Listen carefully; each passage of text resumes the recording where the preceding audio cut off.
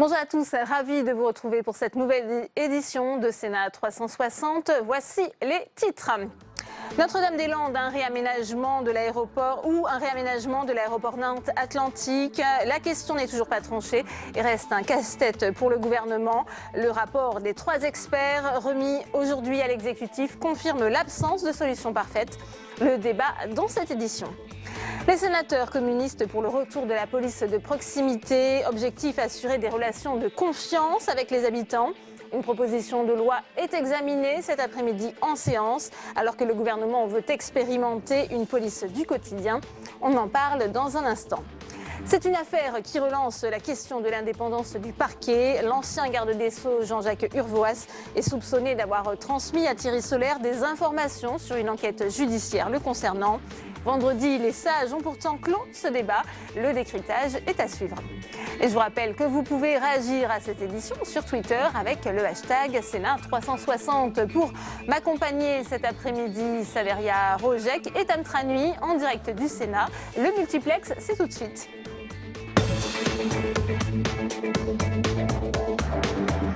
Et en plein débat sur la police du quotidien souhaitée par Emmanuel Macron, le Sénat examine cet après-midi une proposition de loi des communistes. Elle vise à réhabiliter une police de proximité. À quoi pourrait-elle ressembler? Les explications de Samia Dechir.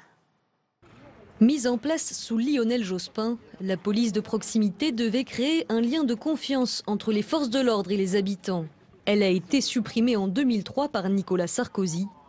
Une erreur pour les sénateurs communistes qui dénoncent l'échec d'une politique répressive dans les quartiers difficiles. Ils ont déposé une proposition de loi pour réhabiliter une police de proximité dotée d'un budget d'1 milliard d'euros. Quand vous avez dans certains quartiers, donc on stigmatise certains quartiers, des policiers qui arrivent armés jusqu'aux dents, avec des flashballs, etc., etc. Excusez-moi, c'est pas une invitation à discuter, à dissuader et à prévenir. C'est plutôt une invitation à réprimer. Et on sait que ça peut créer aussi des violences dans certains quartiers, et ça met en difficulté aussi les policiers. Une police qui circule à pied, connaît les habitants, c'est pour les sénateurs communistes un moyen d'éviter les contrôles aux faciès, par exemple. Ce n'est pas l'avis de la commission des lois qui a rejeté la proposition communiste. Pour François Grosdidier, rapporteur sur ce texte, la mission de la police, c'est d'abord la répression. Cette proposition de loi revient à l'ancienne police de proximité des années 97 qui avait montré toutes ses limites, qui avait consisté à faire aux policiers autre chose que le métier de policier. Dans le champ de la prévention, c'est d'autres métiers, éducateurs spécialisés, animateurs sportifs ou socioculturels. Emmanuel Macron propose, lui, de créer une police de la sécurité quotidienne. Mais les sénateurs communistes regrettent qu'aucun budget ne soit prévu en 2018 pour sa mise en place. Et on va tout de suite retrouver Tam Tranui qui suit depuis la tribune de presse de l'hémicycle les débats pour nous cet après-midi. Tam, cette proposition de loi avait été rejetée en commission.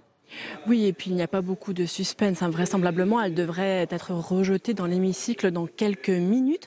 Mais il y a eu beaucoup d'électricité dans l'air lors des débats depuis le début de l'après-midi. Et pas seulement pour des raisons qui tiennent purement au texte. D'abord, Éliane Assassi, que l'on a entendu dans le reportage, a commencé par regretter, elle était la première à prendre la parole, elle a regretté que l'hémicycle soit bien vide, alors même que le débat sur la police est censé intéresser tout le monde. Ambiance donc, mais d'ailleurs pas besoin de beaucoup de monde pour que les débats s'enveniment. Vous les avez entendus très calmes dans le reportage à l'instant.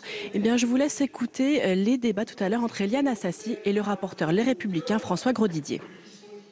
Ainsi vous dites, je vous cite encore, « Il y a 15 jours encore, j'étais maire de Ouapit, dont plus de la moitié de la population est de confession musulmane.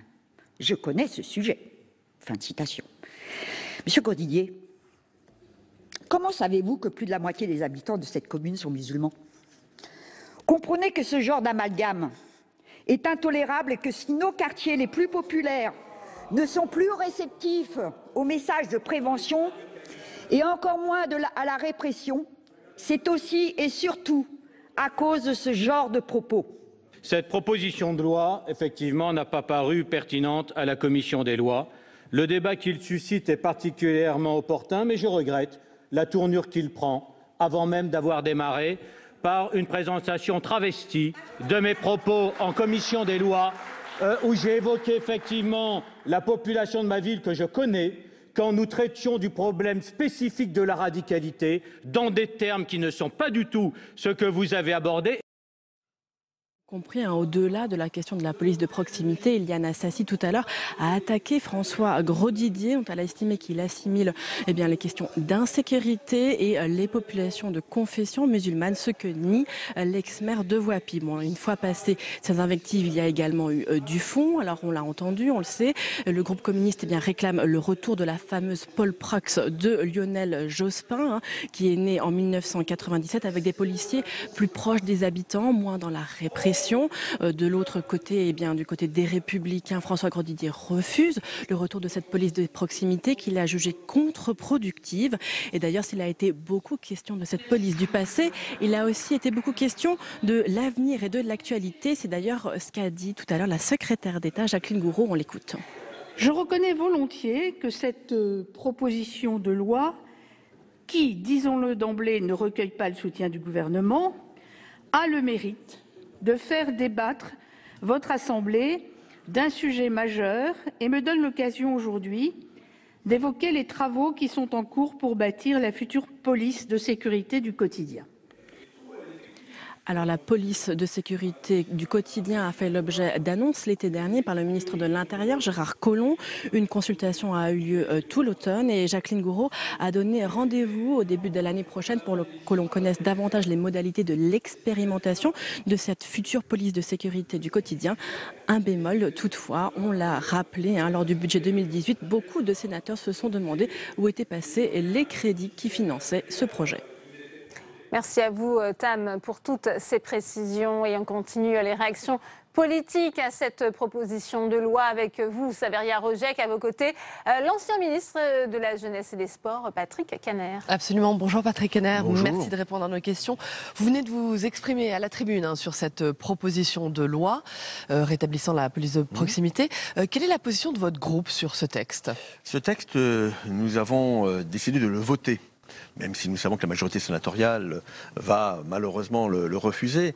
Nous le votons parce qu'il permet de mettre en éclairage ce qui est un élément important de la sûreté dans notre pays, la question de la police auprès de la population. Je préfère parler de police auprès de la population que de police de proximité. Alors il y a un mois, le ministre de l'Intérieur Gérard Collomb a lancé une grande concertation sur la police de sécurité du quotidien. Est-ce que cette police de sécurité du quotidien, c'est pas tout simplement le retour de la police de proximité ? Quelle est la différence ? Je le souhaite, et en mieux, même si le gouvernement semble dire que l'ancien monde n'a pas fait que des bonnes choses. Manifestement, cette opération-là est positive. Je souhaite que les moyens suivent. A priori, c'est le cas dans le budget, dans la même lignée que celle qui avait été voulue par François Hollande et ses différents gouvernements pendant le quinquennat précédent.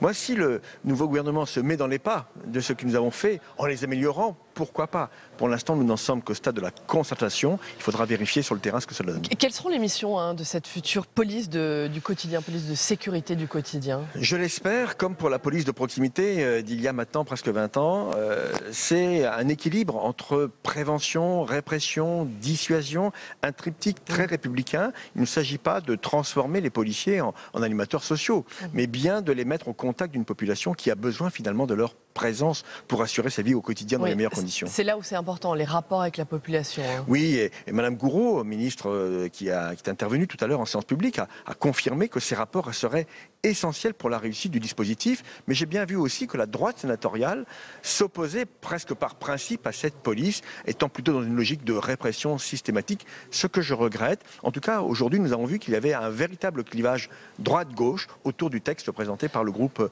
communiste et aussi écologiste. Absolument. Alors cette police, la police du quotidien, la police de sécurité du quotidien sera déployée, sera expérimentée à partir de janvier. Mais depuis 10 mois, il y a des brigades de contact qui travaillent dans certaines communes. communes, avec une philosophie similaire. Il y en aurait une trentaine en France. Quels sont les retours que vous avez eus sur ces expérimentations? Ce sont des retours positifs. Ça permet de montrer que finalement, cet acte régalien qui est la sécurité ne peut pas se faire sans la population et sans le soutien de la population. Il ne s'agit pas de créer les conditions d'une délation généralisée, mais simplement de dire que la police doit être au cœur, notamment des quartiers les plus en difficulté. Vous savez, finalement, ceux qui peuvent se protéger sont souvent ceux qui ont le plus de moyens. Il faut donc, comme le disait très justement Lionel Jospin à Villepinte en 95, donc en 97, pardon, ça ne nous rajeunit pas, mais il disait ces quartiers ont le plus besoin de sécurité parce que ce sont les quartiers les plus défavorisés. Donc c'est une liberté, mais aussi une égalité de traitement par la République de l'ensemble de ses citoyens qui est en cause en la matière. Très bien, merci beaucoup. Merci Patrick Henner d'avoir répondu aux questions. Merci. Merci. Merci à vous Saveria. Je vous le disais en titre, la révélation par le Canard enchaîné d'une note de synthèse transmise par Jean-Jacques Urvoas, alors garde des Sceaux, à l'élu des Hauts-de-Seine, Thierry Solère, sur des soupçons de fraude fiscale le concernant, jette une ombre sur le fonctionnement de la justice et notamment sur la question de l'indépendance du parquet. Fabien Riquer. C'est une affaire embarrassante pour l'ancien garde des Sceaux que révèle ce matin le Canard enchaîné. Les faits remontent à l'entre-deux tours de l'élection présidentielle.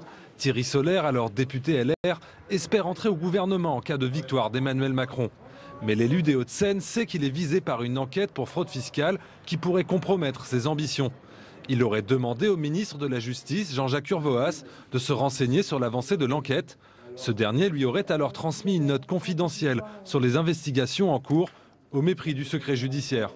Une note que les policiers auraient retrouvée au domicile de Thierry Solère, toujours selon l'hebdomadaire satirique. À droite comme à gauche, on dénonce ce qui ressemble à un petit arrangement entre amis. Si c'était vrai, évidemment, quel que soit le ministre, quand vous avez des choses qui relèvent du confidentiel, vous ne pouvez pas transmettre quoi que ce soit. C'est extrêmement grave. Si les faits sont avérés, ils sont plus que... Là, à l'instant T, pour moi, ils sont troublants. Il faut que Jean-Jacques Urvoas, qui est redevenu un simple citoyen, s'explique. Il ne peut pas y avoir de courtoisie, même d'amitié, quand on est garde des Sceaux. Je n'imagine pas un instant qu'on commence à avertir des amis, qu'ils soient députés ou sénateurs ou chefs d'entreprise, quelle que soit leur obédience politique, d'une instruction sur laquelle ils seraient la cible. La responsabilité pénale de Jean-Jacques Urvoas pourrait être engagée, a fait savoir le parquet de Nanterre dans la matinée. L'affaire qui relance le débat sur l'indépendance du parquet le conduirait alors devant la Cour de justice de la République. Et on en vient maintenant à cet aéroport de Notre-Dame-des-Landes. Édouard Philippe promet une décision claire avant la fin janvier 2018 sur l'aéroport de Notre-Dame-des-Landes. Pour trancher, le gouvernement misait beaucoup sur le rapport des médiateurs présenté aujourd'hui. Il ne facilite cependant pas vraiment le choix de l'exécutif. On écoute tout de suite le Premier ministre. Le rapport nous invite à réfléchir sur un choix qui se formaliserait plutôt de la façon suivante: Notre-Dame-des-Landes ou un réaménagement de l'aéroport de Nantes-Atlantique. Un certain nombre de vérifications sur les éléments techniques qui sont mentionnés dans ce rapport seront conduites très rapidement, de façon à permettre au gouvernement de prendre, avant la fin du mois de janvier, comme s'y est engagé le président de la République, une décision. J'attire l'attention sur le fait que cette décision sera claire, qu'elle sera assumée par le gouvernement et qu'elle doit nous permettre, d'une part, de répondre aux besoins identifiés du développement du transport aérien dans le Grand Ouest et d'autre part, de garantir un retour à la normale, notamment s'agissant des questions relatives à l'ordre public. Ce retour à la normale est légitimement attendu par l'ensemble des habitants de la région. Alors, qu'y a-t-il dans le rapport des experts? Des éléments nouveaux, selon Édouard Philippe, mais qui confirment pourtant l'absence de solution parfaite. Clément Perrault. Matignon ce matin, les 3 médiateurs du dossier Notre-Dame-des-Landes viennent rendre leur rapport tant attendu au Premier ministre. Si ce document ne tire pas de conclusion définitive, il donne du crédit à l'alternative d'un agrandissement de l'aéroport de Nantes-Atlantique. C'est la principale nouveauté.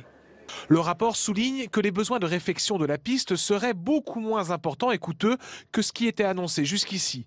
De plus, cela n'entraînerait pas de restrictions nouvelles dans les projets d'urbanisme de l'agglomération. En termes de coût global, le réaménagement de Nantes Atlantique est chiffré entre 360 et 460 millions d'euros contre 730 pour la construction de Notre-Dame-des-Landes. Cependant, l'indemnité à verser à Vinci en cas de résiliation ferait baisser l'écart entre les deux projets. Rassemblés devant l'Assemblée nationale, les partisans de Notre-Dame-des-Landes ont tout de suite voulu se faire entendre. Parmi eux, de nombreux élus. Clairement, l'hypothèse d'un aménagement de l'aéroport semble dans l'air du temps et suscite inquiétude et colère. À Nantes Atlantique, il n'y aura qu'une piste. Et qu'en plus, on a 40 000 personnes aujourd'hui impactées par les nuisances sonores, demain 80 000. Et surtout qu'on est évidemment incapable d'agrandir significativement. Pourquoi? Parce que, encore une fois, on a le lac de Grandlieu, la deuxième zone ornithologique protégée. On ne peut pas passer de 5 millions à 9 millions de passagers alors que c'est déjà insupportable. On est à saturation et on est aux portes de la ville de Nantes avec des communes comme Saint-Aignan-de-Grandlieu qui sont sous les avions et qui ne supportent plus cette situation, qui sont bloquées dans leur développement. Et donc un nouvel aéroport, parce qu'il s'agirait d'un nouvel aéroport sur place, ça serait des années et des années d'études, de contentieux, de difficultés avant que quelque chose puisse voir le jour. Que le rapport ne prenne pas position, ce n'est pas une mauvaise nouvelle pour les opposants à Notre-Dame-des-Landes. Ils misent maintenant sur une absence supposée de véritable consensus politique sur la question. Aucun responsable politique de premier plan, aucun, ne défend en off Notre-Dame-des-Landes. Tout le monde sait que c'est un projet absurde. Reste la question de l'évacuation de la ZAD sur place. Le rapport est clair sur ce point. La zone sera évacuée par les autorités dès que la décision du président, quelle qu'elle soit, sera prise.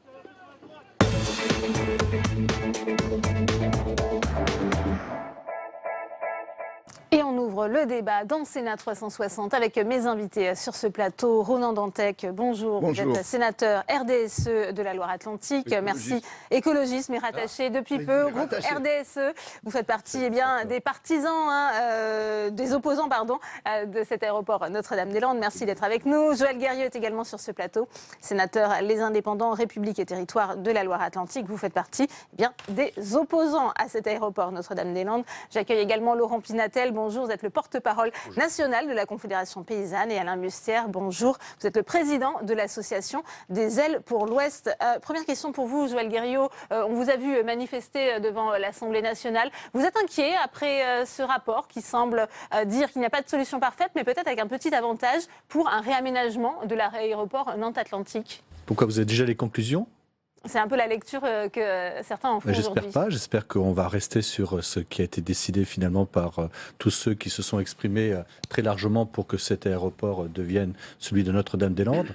La question de savoir si c'est l'un ou l'autre, elle a été déjà posée régulièrement.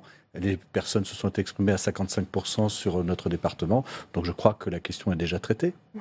Et pourtant, le gouvernement n'a pas souhaité avoir plus d'éléments. Ronan Dantec, vous, quelle lecture faites-vous de ce rapport? Je crois que le bon sens commence à l'emporter. C'est-à-dire que le gros des arguments de ceux qui s'opposaient à ce transfert sont aujourd'hui reconnus par ce rapport, mais pas par l'avis des médiateurs, par les expertises de l'État, puisque c'est l'État qui a fait les expertises.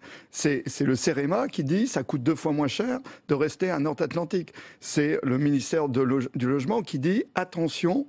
NDDL, c'est un immense étalement urbain qui se prépare. Tout ça est dans le rapport. Tout ça, on le dit depuis de nombreuses années, que les mesures compensatoires sont aléatoires. C'est écrit aussi dans le rapport. C'était les conclusions des auditions de la commission d'enquête que j'ai menée ici au Sénat. Donc, quand on compile tout ça, effectivement, ça veut dire qu'il faut maintenant travailler sérieusement sur le réaménagement de Nantes-Atlantique. Moi, ce qui m'inquiète en tant qu'élu de Loire-Atlantique responsable, c'est qu'un certain nombre de grands responsables politiques de Loire-Atlantique qui devraient être dans la discussion avec l'État sur les grands enjeux du développement de la Loire-Atlantique, le fret ferroviaire, par exemple, avec un port aujourd'hui qui se fragilise, l'avenir de la centrale de Cordemais, tout ça pourrait faire partie d'un accord avec l'État. Au lieu de ça, on reste dans des postures extrêmement politiciennes.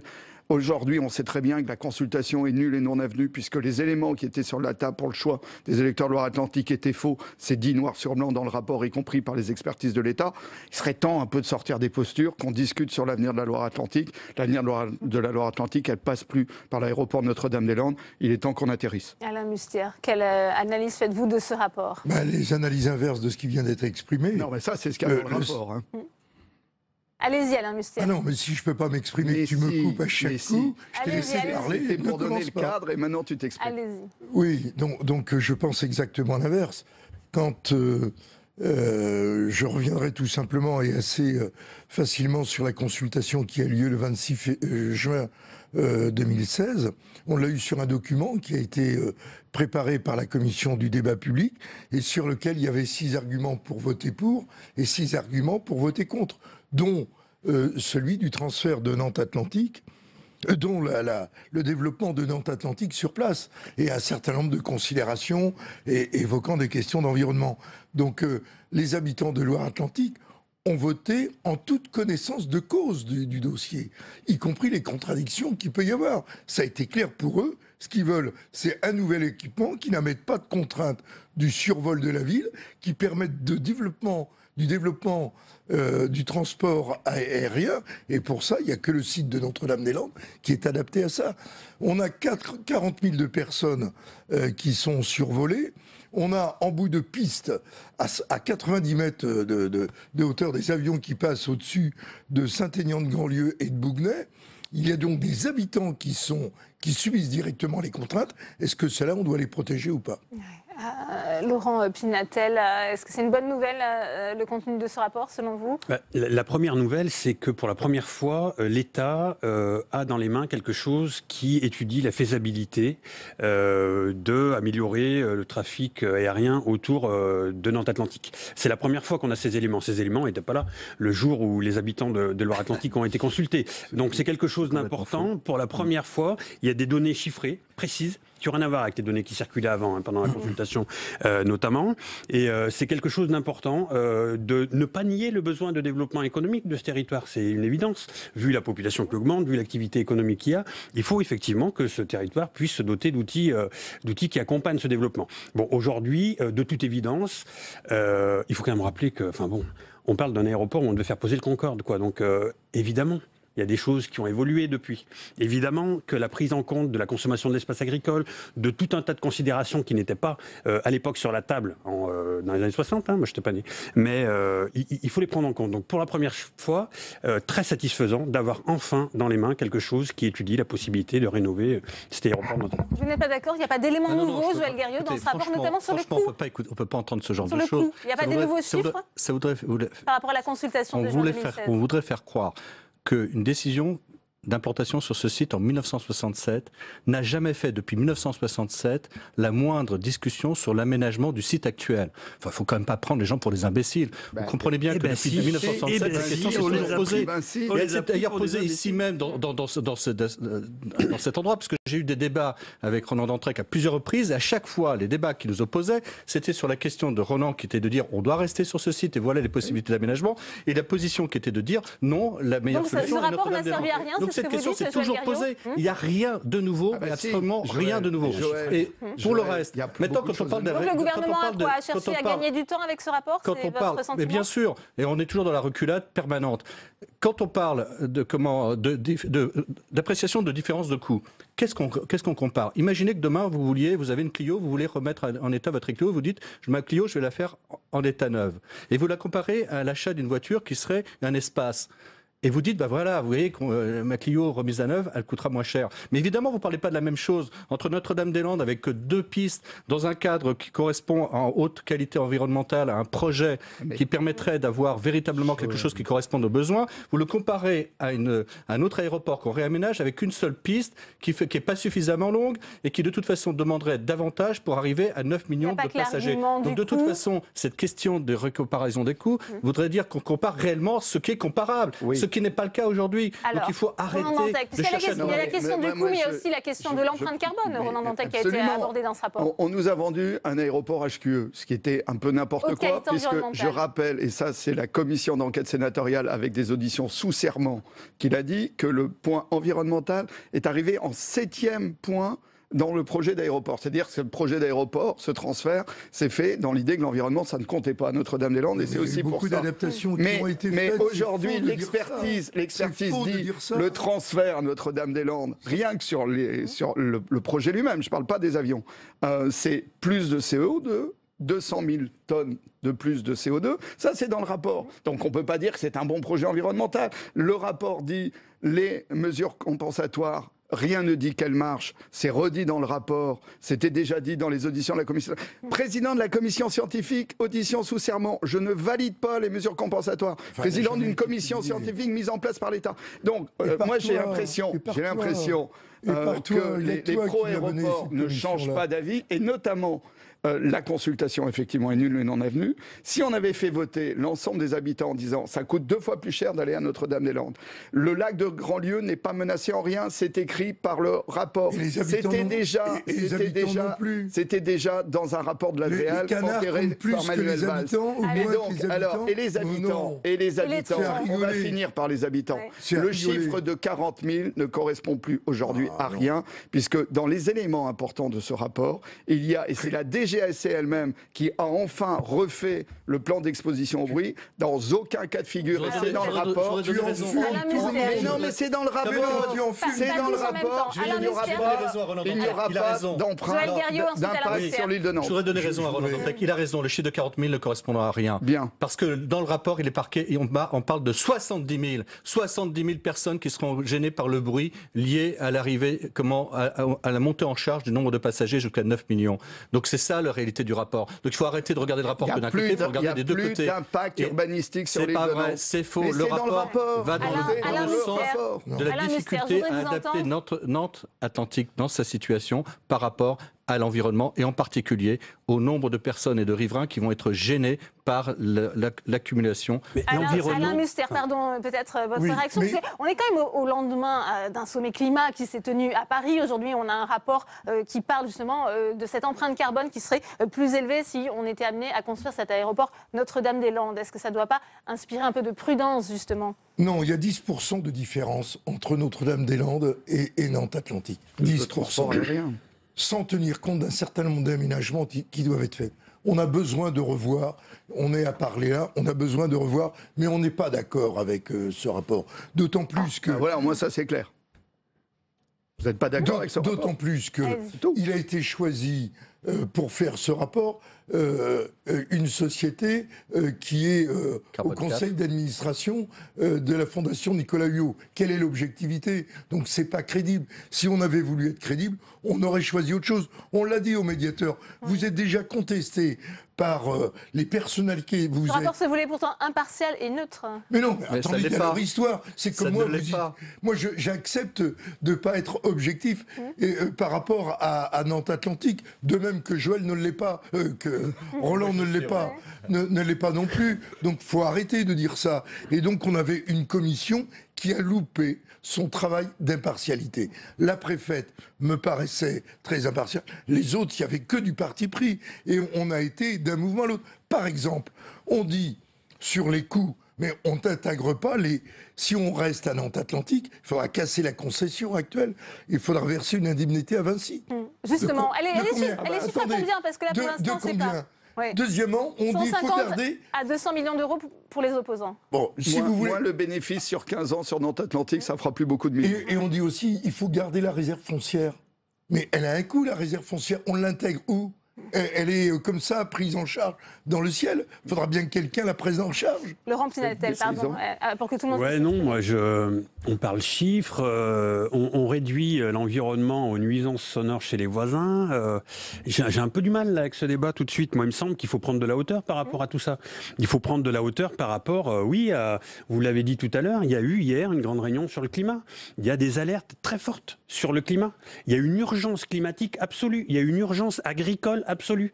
Il y a un besoin de terres agricoles, de consacrer plus de terres à plus d'activités agricoles. Évidemment, on n'est pas là, nous, paysans, pour servir de variable d'ajustement à l'appétit des promoteurs qui veulent bétonner, bitumer, parce qu'il n'y a que ce dogme de la croissance, que ce dogme de « il nous faut des outils économiques », mais ce n'est pas un problème de créer de la croissance, de créer de la richesse, c'est un problème de la répartir correctement. Aujourd'hui, on est dans un temps extrêmement important où on est à 2 ans de la COP21, on attend toujours qu'il y ait des choses tangibles qui soient mises en place. On est en train de fustiger l'attitude des États-Unis qui ne sont pas cohérents, qui refusent les accords. Mais nous, qu'est-ce qu'on fait ? Qu'est-ce que fait Emmanuel Macron par rapport aux engagements de la COP21 ? Seconde chose, les États généraux de l'alimentation, qui est un dossier qui occupe énormément le gouvernement.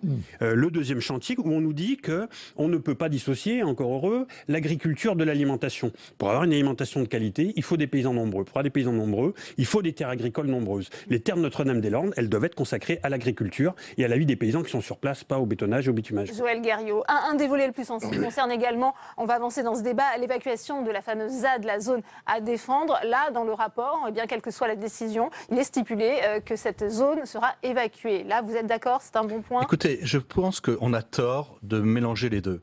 Pourquoi? Parce que nous sommes dans un état de droit et le droit s'applique. C'est-à-dire qu'en fait, déjà, depuis longtemps, on n'aurait pas dû laisser continuer et perdurer une situation qui est très inconfortable, où les gens font ce qu'ils veulent. Je rappelle qu'il y a eu un certain nombre de reportages qui ont été faits. Moi, je me rappelle très récemment un maire qui m'a montré des photos d'un champ de cannabis sur Notre-Dame-des-Landes. Il me semble que ce n'est pas là un élément de légalité. Donc je ne comprends pas qu'on puisse continuer à traiter cette question de manière liée à Notre-Dame-des-Landes. Pour moi, c'est deux choses. Le droit doit se faire respecter. Il n'y a pas de raison de laisser cette occupation continuer, perdurer, avec toutes les conséquences que ça sur l'environnement. Moi, j'ai vu des maires qui sont aujourd'hui en difficulté parce qu'ils voient s'installer sur des lieux, des cabanes, des aménagements qui ne sont pas réguliers, et les personnes en face leur disent « Mais attendez, pourquoi on ne ferait pas comme ça, puisqu'à Notre-Dame-des-Landes, juste à côté, on fait ce qu'on veut ?» Donc vous comprenez que déjà ce point-là, il devrait déjà être réglé. Il faut complètement le dissocier de Notre-Dame-des-Landes et du projet d'aéroport. C'est une règle de base, c'est que la loi doit être respectée. Ensuite, aujourd'hui, on est dans un état de violence qui fait que finalement, cette pression a amené chaque gouvernement à trouver des éléments de reculade. On commence par Jean-Marc Ayrault. Qu'est-ce qu'il fait? Il fait une commission de dialogue pour essayer de régler le problème. Et le dialogue a bien eu lieu. Donc normalement, l'affaire était réglée. Après le gouvernement de Jean-Marc Ayrault, on arrive à Manuel Valls. Qu'est-ce que fait Manuel Valls? Il invente une idée complètement qui peut paraître un peu farfelue quand même.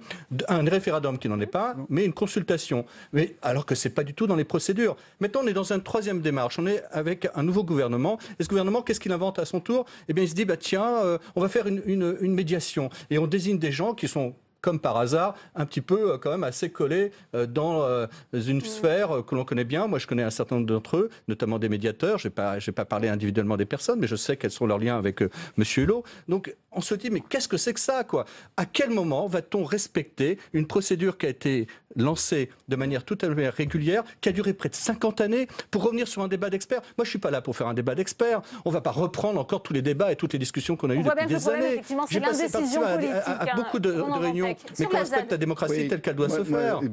Plusieurs choses. D'abord, pourquoi ce projet ne se fait pas? C'est parce qu'il y a un mouvement social et des mobilisations qui ne sont pas les 150 ou 300 personnes que peut mobiliser Alain Mustière. C'est des dizaines de milliers de personnes. Ce n'est pas les zadistes qui empêchent ce projet. C'est combien de personnes? C'est qu'en fait, aujourd'hui, il y a énormément de gens qui considèrent qu'il y a injustice. Et le rapport dit bien cette faillite démocratique. Elle l'explique dans le détail. Parce que une consultation où on dit que ça coûte moins cher d'aller à Notre-Dame-des-Landes, alors que l'État lui-même aujourd'hui dit non, c'est pas vrai, c'est 2 fois moins cher. Nantes-Atlantique, ça dit bien que ça, on a biaisé ce projet. Et je pense que c'est parce que les pro-aéroports ont biaisé depuis le début sur la réalité des données que ce projet ne se fera pas au final.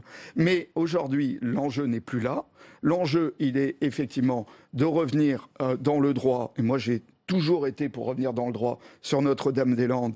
Et ça, il faut y aller effectivement sur quelques semaines, pas sur un temps très très long, mais regarder effectivement les propositions, notamment des organisations syndicales agricoles qui ont beaucoup de propositions aujourd'hui, qu'il faut le rentrer effectivement dans les grandes problématiques du XXIe siècle et pas des années 60 sur l'autonomie alimentaire des territoires qui sont de gros enjeux. Vous êtes d'accord, il faut évacuer la ZAD, Ronan Bontac? Mais la ZAD, elle va s'évacuer en concertation avec les grandes associations qui se sont opposées au projet. On sait qu'il y a une réunion qui s'est tenue lundi au ministère de l'Intérieur sur ce sujet. Mais je voudrais vous dire quand même, l'état de droit, c'est 180 décisions de justice qui ont été prises. Est-ce qu'on les fait respecter? Les 180 décisions ont cassé tous les recours et ont donné raison à l'État et au préfet. Tout a été, y compris le droit européen. Il en reste, Alain, il en reste. Il en reste beaucoup et on va même passer au Deuxièmement, les casseurs, tu en faisais partie ou ta famille en faisait partie. Qui a été cassé? Oui, les Verts. Qui a été cassé? Les maisons qui ont été évacuées pour les réouvrir au moment de la dernière campagne présidentielle, l'avant-dernière campagne présidentielle. C'est les Verts qui étaient, y compris monsieur de Rugy. Ça reste de la manifestation pacifique. Et moi, j'ai toujours dénoncé je termine. Les agissements violents. Troisièmement, on dit qu'il manque de terre. Mais en Loire-Atlantique, Loire-Atlantique, il y a 4000 hectares de disponibles demain matin à des jeunes agriculteurs et l'agriculture pour l'agriculture.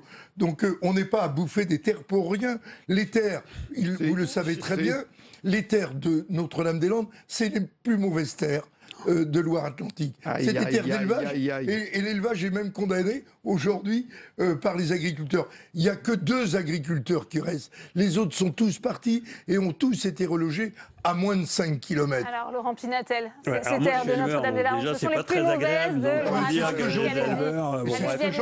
C'est pas agréable du tout. Consommer moins de viande. Il n'y a pas que 4 paysans sur la ZAD. Moi, j'y suis allé plusieurs fois sur la ZAD. Il faut définir déjà qu'est-ce que la ZAD. Moi, j'ai l'impression qu'on nous parle d'un ghetto. Moi, j'y suis allé avec ma gamine qui a 10 ans, qui avait 10 ans à l'époque quand on y allait. Je veux dire, on est ressorti indemne. On ne s'est pas fait ni violer, ni traumatiser. Je veux dire, il y a des gens qui vivent. Alors, ils vivent de façon différente de nous. Il y a des gens qui vivent de façon différente. Il y a aussi des gens qui cultivent et qui créent une économie locale. Il y a des paysans anciens, ils sont 4, ils ne sont pas 2, qui ont une activité agricole sur la zone. Et puis il y a des nouveaux paysans. Il y a des paysans qui sont reconnus comme étant paysans par la mutualité sociale agricole, en exploitant des céréales pour faire du pain, des légumes. Il y a un jeune qu'on a accompagné récemment sur la ZAD, qui s'est installé en production laitière, de vaches laitières. L'élevage, on peut en vivre. Il faut arrêter de dire c'est tout fini. Il faut redonner de la hauteur. Il faut redonner, mais c'est une certaine profession agricole. Il ne faut pas tous les croire, en fait. Simplement, il faut redonner de la hauteur à ce débat. Moi, je vois qu'on est dans un débat, la Loire-Atlantique ceci, la Loire-Atlantique cela. C'est pas un débat local, c'est un débat national. C'est un débat national, autrement on n'en appellerait pas l'arbitrage du président Macron ou du Premier ministre. Et c'est en ça que la consultation, elle est complètement nulle et non avenue. Moi, je n'ai pas voté pour la consultation. Pourtant, ce projet, il me semble qu'il me concerne. Il me semble qu'il me concerne au terme de... Qu'est-ce qu'on va laisser comme organisation du paysage politique et économique pour les générations futures ? Et à ce sens-là, tout le monde devait se prononcer. Si on en appelle à l'État pour arbitrer, il faut que tout le monde se prononce. Donc la consultation, elle est nulle et non avenue. De toute façon, voilà, c'est pas ce qui a été choisi par le gouvernement Macron. Aujourd'hui, on a mandaté des experts et il va falloir trancher. Ce que vous dites sur les experts, les scientifiques, oui, mais enfin, la décision politique, vous êtes 2 sénateurs ici, c'est à vous de trancher. Vous n'êtes pas là que pour entériner des décisions. Et on prend de la hauteur. Il y a effectivement des données économiques. Il y a des données environnementales, des données humaines aussi. Une décision claire. Ça a été rappelé par Édouard Philippe, avant la fin du mois de janvier. C'est aussi une question d'autorité pour le chef de l'État, Joël Guerriau. Vous lui faites confiance ? Mais écoutez, d'abord, la décision, il l'a déjà prise, puisqu'il a fait une campagne. Il a annoncé qu'il était pour le respect de cette démocratie telle qu'elle existe dans notre pays, à savoir que Notre-Dame-des-Landes, il a dit oui. Donc j'espère qu'il ira bien évidemment jusqu'au bout de cette logique. Sinon, ça veut dire que toute la démocratie représentative, depuis des années et des années, où les élus se sont exprimés démocratiquement en affirmant leurs positions, qui ne sont pas faciles à prendre, parce qu'évidemment qu'il y a des avantages d'un côté ou de l'autre, il y a des inconvénients de l'un côté ou de l'autre. Parce que si nous n'allons pas sur ce projet, si nous n'aboutissons pas sur ce projet, ça veut dire que nous reculons encore de moins de 10 ans, puisque le fait de vouloir rester sur Nantes-Atlantique exigera 10 années de débat. On repartira sur des recours. On aura des questions environnementales qui se reposeront, puisque je rappelle quand même qu'on est sur une zone avec la proximité du lac de Grandlieu, donc ça veut dire une zone protégée. Qui est protégée par l'aéroport, c'est écrit dans le rapport. Ça veut dire, non mais attendez, vous savez très bien, ou alors vous êtes pas, ou alors vous êtes écologiste sans en être vraiment, parce que vous savez très bien que sur la proximité du lac de Grandlieu, il y a aussi des espaces humides, il y a aussi un certain nombre de prises en considération environnementales, et puis aussi des êtres humains qui vivent dans ce secteur-là. Vous l'avez peut-être oublié. Ça compte peut-être pas. Est-ce que tu es d'accord pour ne pas que des oiseaux, et réponds à cette question. Est-ce que tu es d'accord pour ne pas urbaniser la zone de l'aéroport de Nantes-Atlantique si l'aéroport est transféré ? Parce que c'est ce qui a écrit dans le rapport du Muséum, c'est cette non-urbanisation sur l'espace de l'aéroport actuel qui protège Grandlieu. Est-ce que tu es d'accord, oui ou non ? Mais la question ne se pose même pas, c'est une zone Natura 2000, elle ne peut pas être construite, et c'est une zone littorale. Elle ne peut pas être construite. C'est pas vrai. Le maire, excusez-moi, le PEB protège énormément. Avec nous cet après-midi, il l'a dit. Il n'y aura pas de densification. Alors, et les habitants, comment tu les protèges là ? Ronan Dantec, sur l'autorité d'Emmanuel Macron, qui se joue là, quelle est votre position ? Mais moi, je crois qu'il n'y avait pas de retour à l'état de droit avant d'une expertise sérieuse de Nantes-Atlantique. Maintenant, elle a eu lieu, elle montre que c'est 2 fois moins cher et que c'est Nantes-Atlantique qui protège le lac de Grandlieu. Ça, c'est des éléments évidents. Il y a un autre élément très très important dans ce rapport qui dit aujourd'hui le projet de Notre-Dame-des-Landes ne protège pas de l'étalement urbain. Et ça, c'était un des grands arguments pour le transfert. Et là, le rapport est très clair. Et c'est à partir d'une étude menée par le ministère du Logement. Notamment parce que même si on nous dit qu'il y a un péant, c'est-à-dire une zone de protection agricole sur le sud, d'abord, il y a déjà une commune, Treillères, qui ne l'a pas voté, qui sera donc un élément d'étalement urbain fort. Mais il n'y a aucun élément de protection agricole sur le nord. Ce qui veut dire qu'il faudrait, pour que l'aéroport ne soit pas un élément d'étalement urbain, geler totalement l'urbanisation à peu près sur la communauté de communes Erdre-et-Gers et totalement mettre là-dedans 4 à 5 000 hectares plutôt en agro-écologie. Et ça, c'est absolument pas voulu du tout, et Joël connaît les élus comme moi, par les élus de la CCEG. C'est-à-dire que l'aéroport de Notre-Dame-des-Landes gèle un espace énorme si jamais il se fait. C'est aussi ça qui est dans le rapport. On arrive bientôt au terme de ce débat. Alain Mustère, est-ce qu'on peut sortir par le haut de ce dossier, ou est-ce qu'en cas de décision favorable à un réaménagement de l'aéroport Nantes-Atlantique par le chef de l'État, il faut encore s'attendre, Joël Gariot le rappelait, à des années de recours? Oui, moi je ne crois pas du tout au réaménagement Nantes-Atlantique parce que où on a une vision dans les 15 ans qui viennent, et d'accord, mais on l'a toujours dit, mais on a la vision d'un équipement dans les 50 ou 100 ans qui viennent pour le Grand Ouest. Donc où on veut aller, un développement de l'Ouest. Je vous rappelle qu'on a 2 usines en Loire-Atlantique de 5000 personnes qui construisent des avions et sur lesquels on a 10 ans de commandes, ça s'est jamais fait. Les avions, on va les mettre où ? On va bien les mettre sur des aéroports. Et il faut des aéroports qui ne soient pas à proximité des villes, pas trop éloignés, mais pas trop à proximité. Et il faut protéger nos habitants. L'écologie, c'est aussi la protection des habitants. Ouais. Laurent Pinatel et ensuite Joël Gariot, pardon. Non, simplement, moi j'entends tous ces arguments qui sont éculés, passés. Il faut regarder l'avenir, quoi. Et on n'est pas sur une projection à 50 ou 100 ans. On est sur une projection d'avenir pour les générations futures. Il y a le feu à la planète. Il y a vraiment le feu à la planète. Et ça, je pense qu'il faut l'entendre. Il y a aussi le feu au niveau de l'agriculture, de l'alimentation. Et c'est se projeter dans cette dimension-là. Qu'est-ce qu'on fait ? Comment on peut collectivement valoriser cette zone-là ? Il y a plein de gens qui y travaillent. Enfin, la Confédération paysanne de Loire-Atlantique, ils travaillent avec toutes les associations partenaires. Il y a aujourd'hui des projets de vie sur cette zone. Il y a des gens qui veulent construire leur vie, construire une économie locale, valoriser les territoires, même s'ils sont effectivement apparemment très pauvres. Moi, j'en suis pas certain. Sur cette zone-là, il y a dans le gouvernement actuel, là, les États généraux d'alimentation, deuxième partie, où on nous parle beaucoup de plans alimentaires territoriaux. Pourquoi on n'imaginerait pas un plan alimentaire territorial autour de Nantes ? Comment on assure l'autonomie alimentaire de Nantes ? Ça, c'est de la vraie économie. C'est de l'économie qui va créer de l'emploi. Il me semble qu'on est quand même un peu en manque d'emploi dans ce pays. Et il y a un vrai enjeu. Il y a des choses qui sont en train de bouger sur la ZAD. Il y a des projets qui sont en train de se construire. Il faut simplement les accompagner et tout rentrera dans l'ordre. Donc, faut les Joël Gariot, est-ce qu'on peut sortir par le haut de ce débat depuis 50 ans, ça a été rappelé. Je partage complètement l'idée que la question qui se pose, c'est une question d'avenir. Oui. Qu'est-ce que c'est que l'avenir ? L'avenir, c'est une population en Loire-Atlantique qui augmente en moyenne de 16 000 habitants par an, c'est-à-dire l'équivalent de la ville de Carquefou. Ces personnes-là, ils vivent, ils travaillent, mais ils se déplacent. Et comment se déplacent-ils ? Eh bien, ils se déplacent pour une partie d'entre eux en avion. On avait le projet initial, c'était 2017, nouvel aéroport à Notre-Dame-des-Landes avec 4 millions de passagers. Aujourd'hui, il y a 5 millions de passagers sur Nantes-Atlantique. Le rapport dit... l'idée de 9 millions d'habitants, ce serait 2075. Non, on l'a ramené maintenant à 2040. C'est-à-dire qu'on voit bien qu'il y a une évolution extrêmement rapide. C'est l'aéroport de France qui se développe le plus vite en nombre de passagers. Ça veut dire quoi ? Ça veut dire qu'il faut s'adapter. Donc ne parlons pas de réaménagement au sens de laisser la situation telle qu'elle est. Le réaménagement, ça veut dire en vérité l'agrandissement. Ça veut dire une deuxième piste. Ça veut dire rebelote, une décision d'utilité publique. Ça veut dire rebelote des enquêtes publiques. Ça veut dire rebelote des réunions à n'en plus finir. Ça veut dire rebelote des recours. Ça veut dire, évidemment, on reviendra sur des questions environnementales, etc. Donc on n'avancera pas. Et c'est ça qui est très grave. C'est que pendant ce temps-là, la montre, elle tourne. Et tous ces gens, ces générations dont on vient de parler, elles feront comment on résoudra le problème ? On dira que nous avons été une génération qui n'a pas pris de décision. La décision a été prise. Respectons la décision qui a été prise et mettons-la en œuvre. Merci à vous Alain Mustère, merci Laurent Pinatel. On va continuer sur ce thème puisque Saveria Roget est avec le président du groupe LR ici au Sénat, Bruno Retailleau, très engagé sur ce dossier. Absolument. Bonjour Bruno Retailleau. Bonjour. Merci de répondre à nos questions. Nouveau rapport, énième rapport, un rapport qui ne tranche pas. Les deux options sont raisonnablement envisageables. Votre réaction ?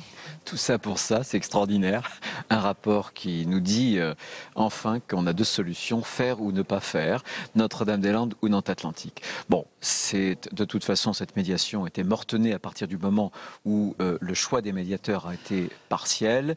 Voilà, aujourd'hui, on arrive à une conclusion. En réalité, on revient au point de départ. Ségolène Royal, d'ailleurs, elle-même avait aussi diligenté un rapport par le Conseil général de l'environnement et du développement durable. Désormais, en réalité, il faut que le chef de l'État décide. La décision revient à Jupiter. C'est ce qui va se passer en janvier. Un mot, vous venez de le dire. Est-ce que selon vous, ce groupe d'experts, de médiateurs, est légitime et impartial ? Non, bien sûr que non, on l'a dit depuis le départ. Vous savez, 2 des 3 avaient d'abord pris parti contre Notre-Dame-des-Landes. Voilà, donc c'était un énième rebondissement, une énième péripétie. Non, ce qui est désormais important, c'est qu'on voit bien les choses.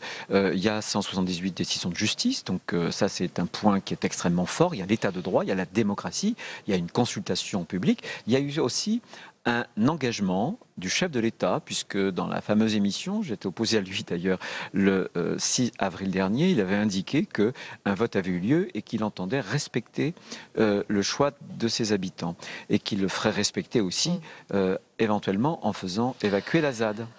Emmanuel Macron, on l'a dit, doit prendre sa décision en janvier. S'il décidait de reculer, comment analyseriez-vous cette décision? Que feriez-vous?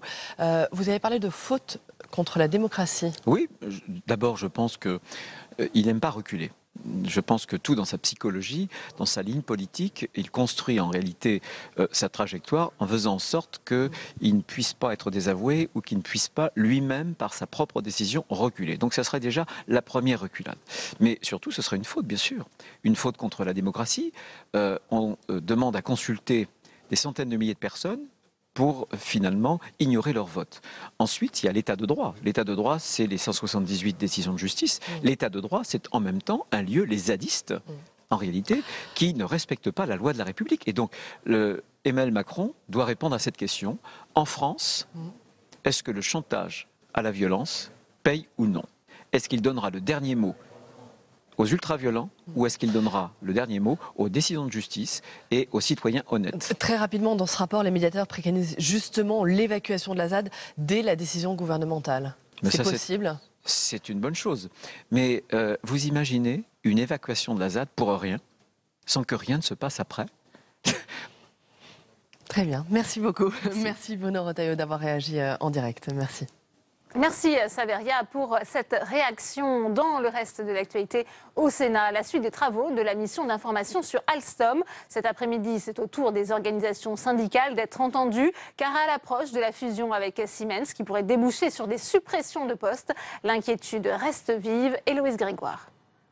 La branche énergie d'Alstom, rachetée par General Electric, devrait supprimer 12 000 emplois dans le monde et la France serait épargnée. En 2015, lors du rachat, le groupe américain s'était même engagé à créer 1000 emplois avant la fin 2018.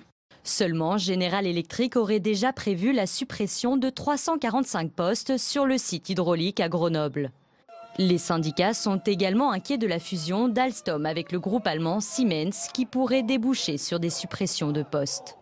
Le ministre de l'économie a une fois de plus assuré que tous les sites de production d'Alstom seraient préservés. Il y a un engagement qui a été pris, dont je me porte garant, puisque je présiderai moi-même le comité national de suivi.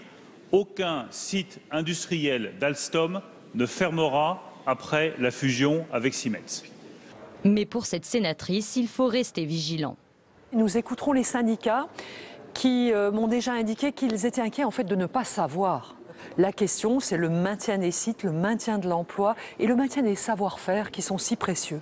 Le groupe Siemens a annoncé en novembre dernier la suppression de 6 900 emplois dans sa branche énergie, dont 3 000 en Allemagne. Claude Mandard, délégué syndical central CFE-CGC au comité d'entreprise Alstom, est notre invité. Le face-à-face, c'est tout de suite.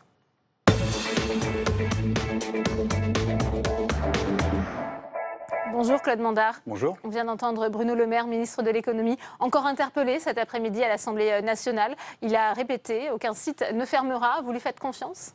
On lui fait confiance autant qu'on pouvait faire confiance à Arnaud Montebourg et à Emmanuel Macron quand ils ont avalisé la cession des activités énergie d'Alstom à General Electric. En plus, il y avait des engagements qui étaient très forts à l'époque, puisqu'il y avait un engagement à échéance de 3 ans, c'est-à-dire à fin 2018, de créer 1000 emplois nets. Aujourd'hui, les chiffres qu'on a, c'est qu'on est à moins 590 emplois nets, avec à la clé une amende, une contrepartie de 50 000 € par emploi non créé. 50 000 €, c'est même pas le coût d'un emploi pour GE. Sur la cession, le projet de cession des activités ferroviaires, enfin de rapprochement des activités ferroviaires entre Alstom et Siemens, il y a des garanties il y a un engagement de maintien et du niveau global d'emploi et des implantations industrielles en France et en Allemagne pendant les 4 ans qui vont suivre la réalisation de l'opération, sauf qu'il n'y a aucune contrepartie. Donc, on est en droit d'être effectivement un tant soit peu inquiet. Ouais. C'est l'état d'esprit aujourd'hui des salariés. Ils ont abattu Alors, abattu, non. Enfin, la douche froide, ça a été l'annonce finalement, puisque du conglomérat CGE, la compagnie générale d'électricité, et puis Alcatel-Alstom après, finalement, nous sommes les derniers survivants en quelque sorte, et nous allons être cédés à Siemens, parce que quoi que nos directions puissent en dire, c'est quand même une filialisation de l'activité ferroviaire d'Alstom par Siemens, quoi. On sera, la comptabilité d'Alstom sera entièrement remontée au niveau du conglomérat de Siemens. On a voulu faire un Airbus du ferroviaire. C'était une bonne stratégie industrielle de la part de la France au départ ? Alors, la volonté de faire un Airbus du ferroviaire, oui, c'est une bonne idée, parce qu'un jour ou l'autre, on sera confronté à la concurrence des Chinois. Aujourd'hui, cette concurrence, elle n'est pas présente. Alors oui, est-ce qu'il fallait attendre que les Chinois soient à nos portes pour bouger ? Non, certainement pas. Néanmoins, je pense qu'aujourd'hui, y compris la direction d'Alstom d'ailleurs, je suis persuadé que tout le monde a été un peu pris de vitesse. C'est une décision qui vient des politiques. En fait, il y avait une volonté d'Emmanuel Macron et d'Angela Merkel de donner un signe fort au niveau Europe, de constituer ce pôle ferroviaire qui effectivement ne demandait qu'à être créé. Alors, est-ce que ça passait par un rapprochement Alstom-Siemens ? Est-ce que ça ne devait pas passer par des étapes intermédiaires ? Peut-être. Aujourd'hui, ça fait 2 ans qu'on sort de la cession des activités énergie à General Electric. On vient tout juste de devenir indépendant d'un point de vue outil informatique. Est-ce qu'il fallait, juste après, lancer cette opération ? Moi, je pense que ça a été un petit peu précipité. Par ailleurs, Siemens a toujours eu des vues sur Alstom. Depuis 2003, il y avait cette volonté de racheter Alstom. Ils ont voulu, donc en 2003, ça ne s'est pas fait. Est-ce qu'il y a eu un reniement des engagements de l'État, et notamment au moment de la vente ? Ouais, enfin, je sais pas. Vous savez, en 2014, Arnaud Montebourg, pour contrecarrer le plan qui avait été échafaudé par Patrick Cron et Jeff Immelt, le patron de General Electric, avait été chercher Siemens, qui avait été chercher aussi Mitsubishi pour l'épauler et pour proposer une espèce de contre-offre, une contre-offre qui n'était pas très très équilibrée, puisqu'il se proposait de nous céder une partie seulement de leur activité ferroviaire, la moins rentable, et de garder par devers eux leur activité la plus emblématique, la plus bankable, comme on dit, la plus profitable, la signalisation ferroviaire. Ça ne s'est pas fait. Donc, nous, ce qu'on pense, c'est que Siemens aussi a provoqué la sortie du bois d'Alstom en discutant avec Bombardier. Et c'est sûr qu'un rapprochement Siemens-Bombardier nous aurait considérablement affaiblis. D'où la volonté, d'où cette sortie prématurée du bois d'Alstom. Moi, j'en suis persuadé, et je pense que mon avis est partagé par Est-ce que l'État a encore son mot à dire dans cette stratégie ? Vous savez, alors, est-ce que l'État a son mot à dire ? De même que l'État n'a pas trop son mot à dire dans ce qui se passe chez General Electric. Nous sommes des entreprises de droit privé.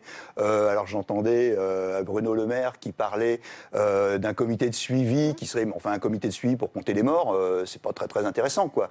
Il faut des engagements forts de l'État, il faudrait des contreparties qui soient réelles, c'est-à-dire qu'une menace de remontée au capital d'Alstom, enfin du futur ensemble Siemens-Alstom, il faudrait vraiment des choses fortes. Aujourd'hui, nous n'avons aucune contrepartie. Qu'est-ce que vous allez dire aux sénateurs c'est ce qu'on va dire aux sénateurs, en tout cas, c'est qu'aujourd'hui... Quel est votre message? C'est qu'aujourd'hui, l'inquiétude, elle est réelle. Elle est réelle. On a beau nous dire qu'il y a une certaine complémentarité, il y a probablement une complémentarité qui reste à démontrer d'ailleurs sur certaines zones géographiques, mais quand on prend par exemple le marché français de la signalisation ferroviaire, on est en choc frontal. Sur le Grand Paris, Siemens répond, associé à Thales d'ailleurs, et nous répondons de notre côté. Donc on est complètement en choc frontal. Ceux qui disent le contraire aujourd'hui ne connaissent pas le marché, c'est clair. On aborde aussi le site de Grenoble dans le reportage d'Héloïse Grégoire. Là, il n'y a plus aucun recours aujourd'hui, 347 postes sur 800 le plan social. Oui, je vous le disais, moi, mes collègues se battent comme des chiens pour essayer de préserver un maximum d'emplois. Malheureusement, nous sommes dans le cadre d'entreprises de droit privé. Et l'État n'a, mis à part faire jouer... mais de toute façon, même le décret Montebourg serait trop tard, quoi. Je veux dire, le mal est fait. Le mal est fait. C'est trop tard. C'est trop tard. Qu'est-ce que vous attendez de la part des sénateurs qui vont vous entendre dans qu'ils essayent de nous appuyer dans notre démarche pour forcer le gouvernement à prendre des garanties. À prendre ses responsabilités. De toute façon, aujourd'hui, le problème, je veux dire, il est complètement ouvert. Alstom, c'est une entreprise qui intervient sur un secteur stratégique au sens du décret Montebourg. Ça veut dire quoi? Ça veut dire que pour que l'opération soit réalisée, il faut le feu vert de l'État. Pour avoir le feu vert de l'État, l'État a engagé préalablement à notre information d'ailleurs, des discussions secrètes, on va dire, avec Siemens pour avoir des garanties. Mais aujourd'hui, les garanties, il y a eu un accord entre Siemens et l'État. L'accord aujourd'hui, il est confidentiel, il est dans ce qu'on appelle une data room, auquel seuls les experts comptables ont accès, et les représentants de nos salariés n'ont absolument pas le contenu, pris connaissance du contenu de cet accord. D'où, encore une fois, notre inquiétude. Eh bien, merci beaucoup Claude Mandard d'être venu sur ce plateau. On va continuer sur ce thème avec vous, Saveria Rojek, à vos côtés, le sénateur socialiste du Doubs, Martial Bourquin. Bonjour Martial Bourquin, bonjour. Merci de répondre à nos questions. Vous recevez dans quelques instants maintenant les syndicats d'Alstom, du groupe Alstom. Vous êtes donc rapporteur bien sûr de cette mission d'information au Sénat sur Alstom et la stratégie industrielle française. Qu'attendez-vous de cette rencontre avec les syndicats? On a reçu M. Poupart-Lafargue, qui nous a donné une argumentation. Systématiquement, on veut aussi avoir l'argumentation des syndicats. Plusieurs syndicats ont pris contact avec moi déjà, et je leur avais dit qu'ils seraient auditionnés. Et ce soir, on va les écouter avec beaucoup d'attention sur cet accord de fusion entre un grand groupe allemand et Alstom, Siemens et Alstom, et surtout, on va essayer de savoir comment les choses se font, quelle est la nature de cet accord, quelle sera la position des syndicats, parce que vous savez très bien que maintenant l'Europe doit donner sa position, et on veut savoir quelle sera la position des syndicats sur ce dossier. Les salariés d'Alstom ont débrayé une journée fin novembre. Est-ce qu'à cette occasion, la direction du groupe a répondu en partie aux inquiétudes des personnels, justement? Je pense que l'inquiétude reste très présente. Et on comprend les syndicats et les personnels d'Alstom. Alstom, c'est la tradition française. Dans le ferroviaire et l'énergie, c'est un joyau de l'industrie française. C'est des brevets, ce sont des choses vraiment très importantes. Et quand on sait qu'il y a une désindustrialisation de la France, on n'a pas envie de laisser partir des joyaux. Et s'il y avait une absorption pure et simple d'Alstom, ça serait une grave erreur.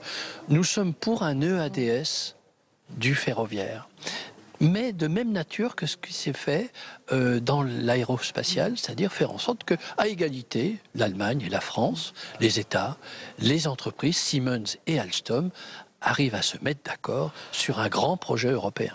Quelle est la position du gouvernement français dans le dossier? Est-ce qu'ils feront pression? Est-ce que vous attendez un engagement de leur part pour empêcher toute suppression de postes? Alors, nous auditionnerons le gouvernement, évidemment, sur ce dossier. Simplement, on était très déçus le fait qu'ils n'achètent pas les actions Bouygues qui étaient en vente. On aurait voulu que le gouvernement français prennent pied dans le capital d'Alstom pour que le rapprochement avec Siemens se fasse de façon équilibrée. Une dernière question très rapidement. La mission dont vous êtes le rapporteur va également se pencher, on l'a dit, sur la stratégie industrielle française. Quelles vont être vos pistes de réflexion? Piste de réflexion, c'est de faire en sorte que dans ce domaine, Alstom, le ferroviaire, mais dans tous les domaines, l'industrie française opère une offensive dans l'industrie du futur. Faisons en sorte surtout qu'on n'abandonne pas la politique industrielle. Parce que les baisses de charges, c'est une chose, mais nous avons besoin d'avoir une grande industrie.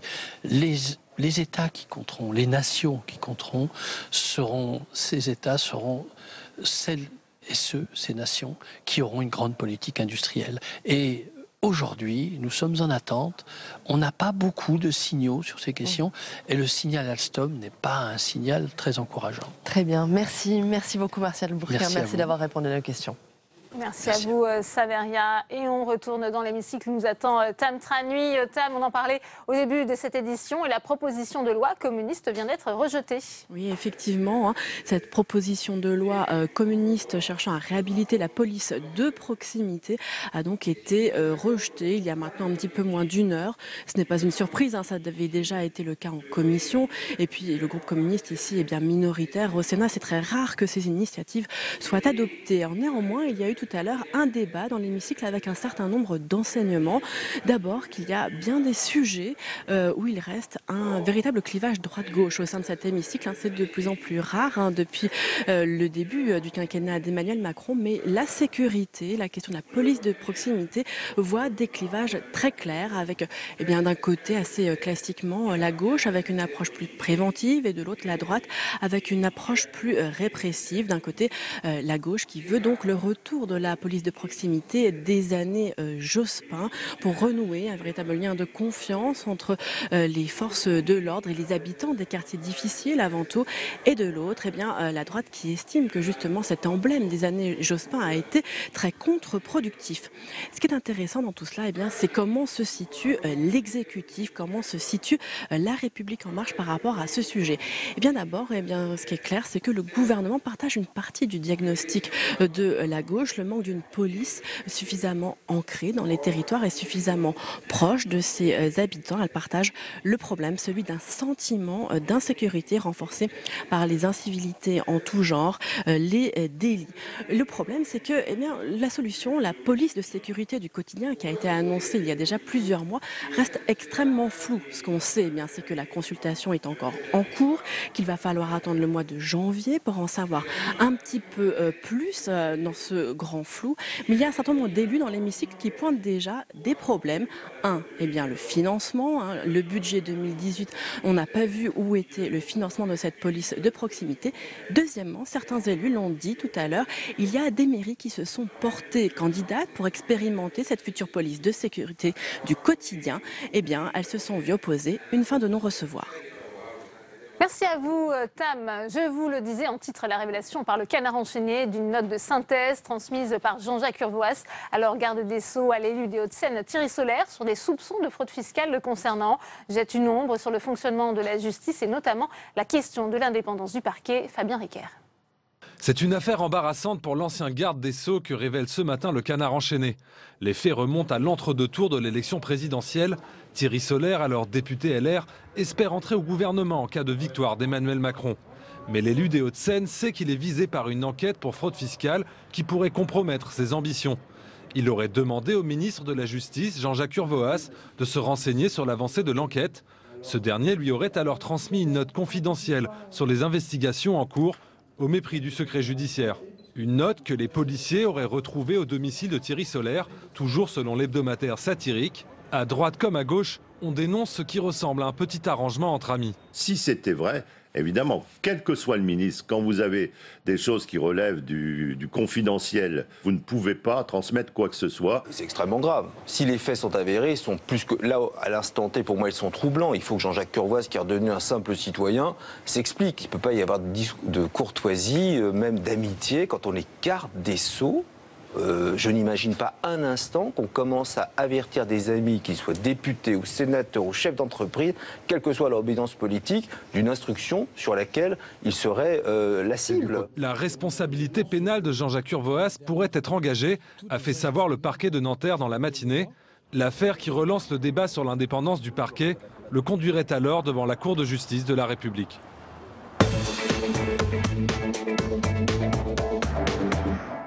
Et on ouvre le second débat de Sénat 360 avec mes invités sur ce plateau. Laurence Blisson, bonsoir, merci d'être avec nous. Vous êtes magistrate, secrétaire générale du syndicat de la magistrature. Également avec nous, Jérôme Bignon, bonsoir. Vous êtes sénateur Les Indépendants, République et Territoire de la Somme. Merci d'être avec nous. Éric Alt est également sur ce plateau. Bonsoir. Magistrat, vice-président d'Anticor. Et j'accueille enfin François-Noël Buffet. Bonsoir. Vous êtes sénateur Les Républicains du Rhône, membre de la commission des lois, comme d'ailleurs Jérôme Bignon. Et on vient d'apprendre que la Cour de justice de la République est saisie pour avis. Première question pour vous d'ailleurs, François-Noël Buffet, que vous inspire cette affaire. Est-ce qu'elle relance, au-delà de ces révélations du canard enchaîné, la question de l'indépendance du parquet? En la circonstance, ce n'est pas le problème de l'indépendance du parquet. C'est le problème d'un garde des Sceaux, sous réserve que tout ça soit contrôlé, vérifié naturellement. C'est le problème d'un garde des Sceaux qui... tenant une information importante sur un élu, alors qu'il est tenu par le secret de cette information, transmet cette information à l'élu. Si les choses sont avérées de cette façon-là, c'est évidemment inacceptable. Évidemment inacceptable. Donc, c'est ce qui semble être le cas aujourd'hui. Ça, c'est inacceptable. Après, la question de l'indépendance du parquet par rapport à l'autorité, par rapport au garde des Sceaux, la possibilité qu'il y ait cette rupture, en réalité, parce que le débat de fond, c'est celui-ci, entre le procureur de la République, le parquet et le garde des Sceaux. C'est une question qui est posée de longue date, où s'opposent les tenants de la rupture absolue et les tenants du maintien d'un lien parce qu'il permet à tout gouvernement, quel qu'il soit, d'assurer sa politique pénale naturellement. Il faut quand même savoir qu'il y a eu des évolutions depuis, notamment... un texte a été voté en termes identiques entre le Sénat et l'Assemblée nationale qui demande une modification constitutionnelle, mais nous y sommes prêts, qui permettent que les nominations, notamment du parquet, soient des nominations qui soient faites par le président de la République avec un avis conforme du Conseil supérieur de la magistrature, ce qui serait de nature peut-être à rassurer tout le monde. Mais là, on va déjà sur un autre sujet qui est moins celui d'aujourd'hui, où c'est cette communication d'une information confidentielle qui, évidemment, si elle est avérée, est parfaitement inacceptable. Alors, avant de vous donner la parole, Laurence Blisson, votre réaction, Jean Bignon?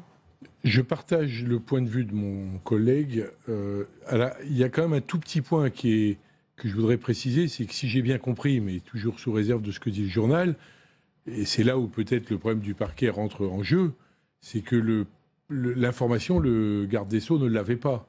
Donc il l'a sollicité auprès du parquet général. Et c'est là où l'indépendance du parquet peut être en cause, puisque peut-être que la magistrate qui a été interrogée ne s'est pas sentie en position de ne pas donner l'information aux gardes, et que ça a permis aux gardes de transgresser la confidentialité. Il aurait pu le garder pour lui. Mais le problème, c'est qu'on lui a donné les moyens de donner une information.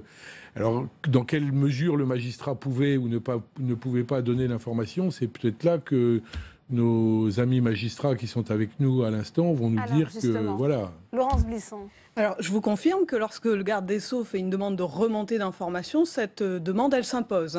Il n'y a pas une latitude aujourd'hui. Et c'est précisément tout le problème du statut du parquet et de la dépendance qui existe encore aujourd'hui entre les magistrats du parquet et l'exécutif. C'est notamment par le biais de ces remontées d'informations, de ces dites affaires signalées, que se produit cette immixtion du politique dans le cours de la justice. Et je crois qu'on est un moment qui est assez intéressant parce que le Conseil constitutionnel a dit vendredi circuler, il n'y a rien à voir, le parquet est indépendant, il n'y a pas de modification à faire dans notre droit, tout se passe bien. Mais le Conseil constitutionnel, dans sa décision, il était saisi sur une question prioritaire de constitutionnalité sur l'indépendance du parquet, a complètement mis de côté la question des remontées d'informations. Or, à quoi ça sert une remontée d'informations ? Ici, dans cette affaire, il y a clairement un abus, s'il est établi, hein. Mais par ailleurs, à quoi ça sert une remontée d'informations ? Eh bien, ça sert à deux choses. Ça sert à signifier, pour l'autorité exécutive, ça sert à signifier qu'on est au courant de ce que cette affaire est en cours et qu'il y a le regard de l'exécutif qui va être très fortement porté sur l'action judiciaire. Ça sert ensuite à savoir finalement qui est-ce qu'on va nommer à l'avenir. Est-ce que tel ou tel procureur a bien géré telle ou telle affaire ? On aura, le garde des Sceaux aura eu tous les détails de l'affaire, de la façon dont elle aura été traitée, et ensuite, dans son pouvoir de nomination, il utilisera évidemment toutes ces informations-là. Et puis, ça sert aussi parce que le garde des Sceaux va émettre parfois des circulaires de politique dites générales, puisque les instructions individuelles ont été interdites, mais que par certaines circulaires prétendument générales, en réalité, il va donner des orientations qui sont très individualisées et qui vont contourner cette interdiction des instructions individuelles. Donc, ce qui est urgent aujourd'hui, au-delà de ce cas particulier, mais qui en montre l'urgence, c'est surtout une réforme constitutionnelle, effectivement, qui coupe le lien. Éric Alt. Oui, on voit bien le problème. Même si le gouvernement ne s'immisce pas dans le cours des affaires, dans le cours des dossiers, il y a un pouvoir hiérarchique du garde des Sceaux, et au nom de ce pouvoir hiérarchique, bien des dévoiements sont possibles. Alors effectivement, une circulaire urvoise, d'ailleurs du 2 juin 2016, organise la remontée mécanique d'informations dans un certain nombre de cas, d'intérêt général, où on peut considérer que le gouvernement doit être informé, mais permet aussi au garde des Sceaux, pour son intérêt personnel ou pour l'intérêt d'amis, de solliciter. Et le procureur qui se voit sollicité ne peut pas refuser. Et c'est toute la question. Alors, le Conseil constitutionnel a effectivement dit que le parquet est indépendant, mais il faut concilier ce principe avec l'article 20 de la Constitution qui dit que le gouvernement conduit et détermine la politique de la nation. On voit bien que la politique pénale n'est pas une politique comme les autres. Ça fait depuis 2013 que ce projet de loi constitutionnel, qui est minimaliste, est déposé devant le Parlement. L'occasion ne s'est pas encore trouvée de l'examiner. Si, bien sûr que si, puisque les deux assemblées ont voté à l'identique les deux textes et qu'aujourd'hui il appartient au président de l'examiner afin de le voter, de convoquer le Congrès pour que nous puissions confirmer notre vote. Parce qu'il y a toujours ça n'est pas dépendant de nous. Buffet, de ce soupçon de l'indépendance. Pour le coup, ce n'est pas dépendant de nous, on ne peut pas y aller tout seul. Il y a toujours ce soupçon d'une justice dépendante aujourd'hui de l'exécutif. Je suis réservé par nature à tout type de procès d'intention et je ne peux pas partager l'idée selon laquelle, qui vient d'être développée, que tout parquetier serait sous le contrôle absolu et que sa nomination dépendrait de tout ça. Je ne dis pas que ça ne peut pas exister, je ne suis pas naïf, et je ne dis pas que c'est un principe général. Évidemment que ce n'est pas acceptable en tant que tel, évidemment. Donc il faut bien trouver le moyen à un moment d'avoir un contrôle peut-être encore plus strict aujourd'hui sur la manière dont les choses se passent. Une des solutions proposées par le Parlement, pour le coup, puisque les deux assemblées l'ont proposé, et que les désignations des parquetiers soient d'un vote conforme avec le Conseil supérieur de la magistrature, ce qui assure, alors qu'aujourd'hui c'est simplement un avis qui est demandé. Si le vote est conforme, et donc la désignation vienne ensuite après cet avis conforme, alors on a des garanties supplémentaires sur ce qu'évoquait tout à l'heure Madame, à savoir le fait que nous avons une garantie d'indépendance du parquet dans l'exercice de ses fonctions.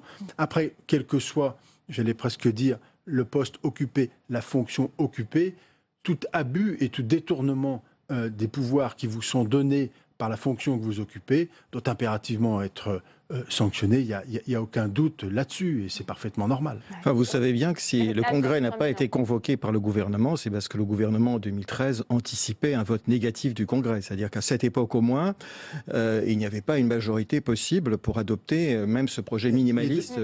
Non, parce que les deux assemblées avaient voté.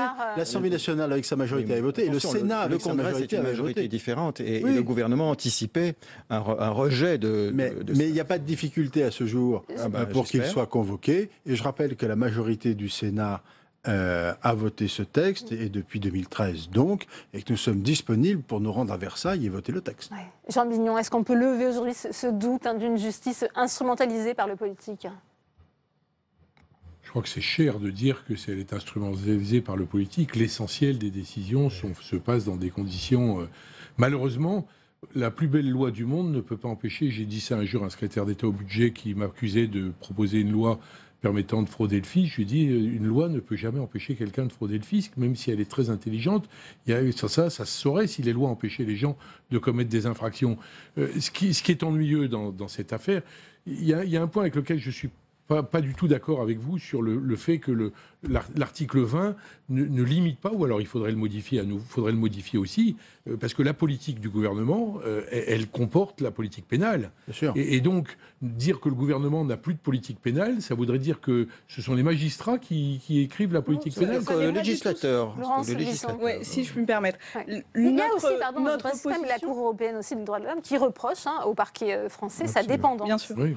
Le garde des Sceaux a une responsabilité dans le fait de définir une politique pénale de manière générale. Bien sûr. Il s'est vu interdire de donner des instructions individuelles, et ça c'est essentiel. Oui. Mais en quoi a-t-il besoin de connaître les détails d'affaires particulières pour définir de manière générale une politique pénale? Il n'en a pas besoin. Je suis d'accord. Donc cette remontée d'informations, elle ne doit pas être permise par les textes. Et vous disiez qu'une loi ne peut pas empêcher en soi et par nature que des comportements, notamment des comportements illégaux, existent. Bien sûr, simplement, on peut créer des structures qui permettent d'éviter cela. Et donc, par exemple, il faut restreindre absolument les possibilités de remontée d'informations et qu'il n'y ait pas de remontée d'informations dans les affaires individuelles. On peut aussi faire autre chose. Et c'est notamment sur la réforme constitutionnelle. Pour nous, celle qui sera présentée, elle n'est pas suffisante. Parce que ce qu'elle fait, c'est de dire, c'est toujours le ministère de la Justice qui propose un nom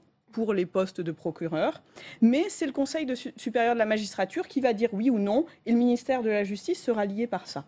Nous, ce qu'on dit, c'est qu'il faut que ce soit le Conseil supérieur de la magistrature, qui est majoritairement composé de non-magistrats, donc qui n'est pas une instance qu'on peut soupçonner d'être finalement de l'entre-soi. Et ça, on y est favorable. Ce soit le Conseil supérieur de la magistrature qui, lui, ait l'initiative de nommer les procureurs, comme c'est déjà le cas aujourd'hui pour les présidents de tribunaux. Ça permettra d'éviter une situation qui arrivera à n'en pas douter si la réforme constitutionnelle passe, qui est que le ministère de la Justice ne veut pas nommer telle ou telle personne à des postes de parquetier, que jamais il ne proposera leur nom, qu'il va proposer d'autres personnes. Le CSM, Conseil supérieur de la magistrature, dira non, mais le ministre de la Justice n'aura jamais l'obligation de proposer un autre nom. Et donc, ce que l'on veut véritablement, c'est que l'ensemble des magistrats, du parquet comme du siège, soient nommés sur proposition du Conseil supérieur de la magistrature, qui est une institution autonome, indépendante du pouvoir politique, ce qui permet d'assurer la séparation des pouvoirs, et c'est essentiel. Éric Alt, je vois que vous êtes favorable ? Absolument. Tant qu'on n'aura pas réussi cette réforme, eh bien, subsistera l'ère du soupçon. Parce que même si, effectivement, chaque procureur ne répond pas quotidiennement au garde des Sceaux, il y a toujours un soupçon que des initiatives viennent sur ordre du garde des Sceaux. Et c'est très dommage, la justice française est en retard sur la plupart des autres justices démocratiques en Europe. La Cour européenne des droits de l'homme a dit que le magistrat du parquet n'a pas les pouvoirs, les pleins pouvoirs d'un magistrat parce qu'il ne peut pas être considéré. Il n'a pas l'indépendance suffisante pour cela. Le Conseil consultatif des juges européens a également rappelé ça. Nous pouvons prendre exemple sur ce qui se passe en Italie, où les magistrats du siège et du parquet sont nommés dans les mêmes conditions, même en Espagne, où il y a un procureur général de la nation, même en Allemagne, pour un statut qui est un peu comparable à celui des magistrats français, mais avec une l'égalité des poursuites, avec une organisation très différente qui assure une véritable indépendance. La France, bon, effectivement, c'est un peu mieux que la Russie ou la Turquie ou la Pologne, mais peut-on s'en satisfaire? François-Noël Que ce soit mieux, oui, de toute évidence, oui. Cette idée d'un procureur général de la nation, est-ce que ça pourrait être une piste envisageable qui permettrait justement de lever ces soupçons? Je dis que tout système est possible à partir du moment où, tout de même, il appartient à l'État de fixer les règles des politiques judiciaires et singulièrement pénales en particulier. C'est quand même la compétence régalienne d'un exécutif. Après, la question, c'est comment les choses sont mises en œuvre, comment elles fonctionnent, et quelle est effectivement la limite qu'on est prêt à fixer pour assurer la véritable indépendance des parquetiers. Ça, c'est essentiel, on en est parfaitement d'accord.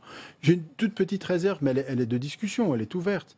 Il peut y avoir quelques affaires extrêmement sensibles où il est utile que le garde des Sceaux soit informé. Encore parce que l'État, parce que la nation ou parce que l'État a un intérêt. Il peut y avoir des affaires extrêmement sensibles, des affaires de terrorisme par exemple, des sujets de cette nature, où il faut que l'information remonte parce qu'elle est très très importante pour l'ensemble du pays. Mais évidemment que ce ne doit pas être un principe général. Donc c'est comment on trouve cet équilibre entre tous ces éléments-là. Je crois effectivement que la réforme telle qu'elle est aujourd'hui engagée, peut-elle évoluer, mais en tous les cas, telle qu'elle est engagée et sur les pouvoirs donnés au Conseil supérieur de la magistrature, est déjà une avancée importante, sous réserve peut-être des observations que vous venez de formuler, qu'il faut peut-être regarder. Moi, je n'ai pas d'avis de rejet de principe. Je considère néanmoins que si le Conseil supérieur de la magistrature décide de ne pas nommer quelqu'un, il n'y aura pas de désignation. Ou alors il faudra trouver un autre moyen pour reproposer quelque chose. Donc c'est un système à améliorer pour éviter les écueils que vous évoquez. Laurence Blisson, je voudrais juste vous citer Dominique Perben, l'ancien garde des Sceaux, qui lui estime qu'il n'est pas concevable d'avoir un parquet hors sol, ou bien... Alors, c'est sa citation, nous arrivons à la situation italienne, peut-être pas actuelle, mais où durant des années, il y avait autant de politique pénale que de procureurs. Il y a aussi une question d'égalité. Le parquet n'est pas hors sol, d'abord parce qu'il y aura toujours ces directives générales de politique pénale, dont il faut bien s'assurer qu'elles soient générales, parce que les procureurs de la République adressent chaque année des rapports sur l'activité du ministère public dans leur ressort. Et ces rapports-là, qui n'incluent pas des informations sur des affaires individuelles, ils sont dans la logique de ce que doit être le rôle d'un garde des Sceaux. C'est un double rôle, celui de donner, encore une fois, des orientations générales et éventuellement d'impulser des modifications législatives. Et pour ces deux missions-là, il n'est nullement besoin d'avoir des informations sur des affaires particulières. Au contraire, dès lors que l'on rentre dans la logique de donner des informations sur des affaires particulières, on permet les dérives comme celles que vous évoquez. Par exemple, vous évoquiez la question du terrorisme. Est-ce que le ministre de la Justice, à raison des pouvoirs qui lui sont conférés, de son rôle, est-ce qu'il a besoin de connaître les détails particuliers d'une affaire? Non. Il a besoin d'avoir un rapport un peu général sur la façon dont le parquet, en l'occurrence le parquet de Paris, va traiter ces affaires de terrorisme, quelle est l'activité en la matière. Il n'a pas besoin de savoir que dans tel dossier précis, il y a tel ou tel élément d'enquête qui est en cours. Il n'a pas besoin quotidiennement, parce que c'est ça aussi qu'il faut dire peut-être aux téléspectateurs, c'est que ces demandes de remontée d'informations, elles sont quotidiennes. Et elles sont quotidiennes dans des affaires importantes, mais aussi dans des petites affaires, parce que l'affaire est susceptible de sortir dans la presse. Et c'est souvent d'ailleurs le principal critère, parce que le garde des Sceaux est susceptible les journalistes sont informés bien avant. est susceptible d'être interviewé ou d'être interrogé au Parlement. Et nous, ce que nous disons, c'est que cette communication, le Code de procédure pénale, la réserve aux procureurs de la République. Il faut que chacun soit dans son rôle. Qui donne les procès-verbaux aux journalistes? C'est pas les hommes politiques. Pas toujours, en tout cas. Non, mais je pose la question. C'est une question là. Oui, c'est une vraie question. Parce qu'elle nous trouble aussi. Bien sûr. Elle trouble l'opinion publique. J'ai une réserve, madame, quand même, sur les propos que vous tenez. C'est que dans une affaire aussi sensible que le terrorisme, parce que force est de constater que c'est quand même un peu notre actualité, une information qui remonterait au garde des Sceaux parce qu'il y a un enjeu très fort de sécurité nationale, il me paraît normal qu'elle lui soit signalée. À charge pour lui ensuite qu'elle suive un circuit particulier, très bien, mais il me paraît normal qu'elle soit signalée. Qu'on ait des remontées individuelles systématiques, c'est évidemment clair que non. Je rappelle que les instructions individuelles sont désormais interdites, ce qui est une bonne chose. 2013, on peut encore améliorer les choses, sans doute, il n'y a pas de doute là-dessus. Mais on ne peut pas... Je reprends ce que disait l'ancien garde des Sceaux, M. Dominique Perben. On ne peut pas avoir un parquet hors sol, ça c'est certain, mais on doit aussi avoir un garde des Sceaux qui, sur des affaires extrêmement sensibles, peut-être qu'il faut qu'elle soit définie d'ailleurs, je ne sais pas, il puisse quand même avoir l'information parce que l'enjeu national est important, voire supérieur à tout le reste. Ouais. Ça exclut de ce fait les informations particulières ou personnelles, on va dire plus communes. Individuel. En tout cas, ce qui se passe aujourd'hui, c'est un indicateur d'alerte, c'est un dysfonctionnement institutionnel qui appelle une réforme qui aurait d'ailleurs dû avoir lieu depuis longtemps.